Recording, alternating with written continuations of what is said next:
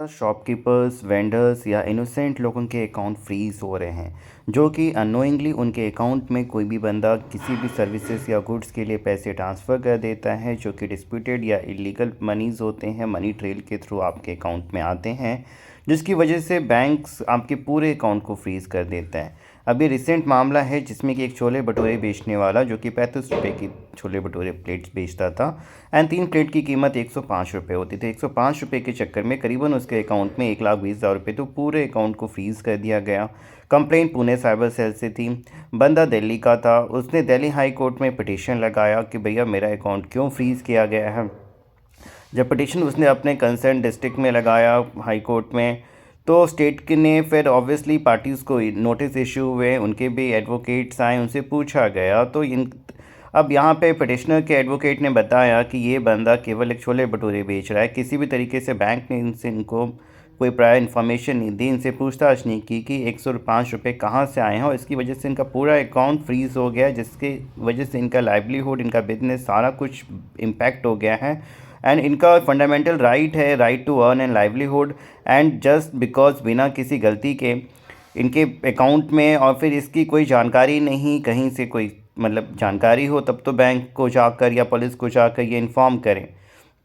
And obviously बंदा panic हो जाता है। बैंक वाले कई बार इन्फॉर्मेशन शेयर नहीं करते हैं किस ट्रांजैक्शंस को लेकर, किस अमाउंट को लेकर, किस पुलिस के द्वारा, या फिर उनके कॉन्टैक्ट नंबर्स, ईमेल आईडी, जिससे कि आप उस कंसर्न पुलिस स्टेशन को कॉन्टैक्ट करके अपना अकाउंट अनफ्रीज करा सकें, अपना स्टेटमेंट रिकॉर्ड करा सकें। अब इस मामले में डेफिनेटली हाई कोर्ट्स में जब भी आप अप्रोच करते हैं, हाई कोर्ट आपको रिलीफ बिल्कुल देता है कि डिस्प्यूटेड अमाउंट को केवल लीन कर दिया जाए, रेस्ट ऑफ द अकाउंट को अनफ्रीज कर दिया जाए। कई बार पुलिस भी आपको ये रिलीफ प्रोवाइड करती है, लेकिन कई बार पुलिस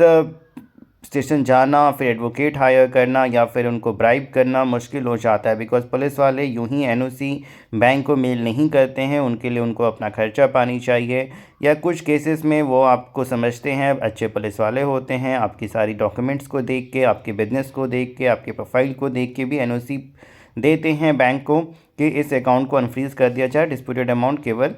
लीन रखा जाए। हमने इन्वेस्टिगेशन कर लिया है, क्योंकि इनिशियल लेवल पे जो भी अकाउंट्स मनी ट्रेल में फ्रीज़ होते हैं, ये माने जाते हैं कि सस्पिशियस होता है, ये एज्यूम किया जाता है कि आप भी किसी न किसी आपराधिक कार्य में सम्मिलित हैं, क्रिमिनल एक्टिविटी में इन्वॉल्व हैं, जिन्होंने क्राइम किया है उसके साथ आप मिले हुए हैं। लेकिन इन्वेस्टिगेशन जब पता चलता है कि आपने बस एक आपका अकाउंट है, आपने सामने वाले को कोई गुड दिया, सर्विस दिया, आप बिजनेसमैन हैं, आपने कोई सर्विसेज दी है, कोई गुड्स बेचा है, आप दुकानदार हैं, तो उस केसेस में इन्वेस्टिगेशन के बाद आपके अकाउंट को अनफ्रीज़ करने के लिए बैंक को मेल किया जाता है। कई बार कंप्लीट अकाउंट अनफ्रीज़ कर दिया जाता है, कई बार डिस्प्यूटेड अमाउंट को केवल लीन रखा जाता है। तो अगर आपकी भी ऐसी प्रॉब्लम्स हैं,